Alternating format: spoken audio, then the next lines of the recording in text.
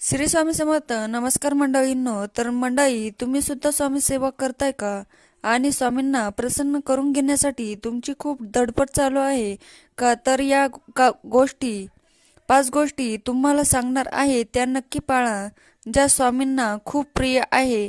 जर या 5 गोष्टी तुम्ही पाळल्या, नक्की स्वामींची कृपा तुमच्या कुटुंबावर राहणार आहे. तर कुठल्या कुठल्या आहे या गोष्टी, तर मी तुम्हाला सांगते.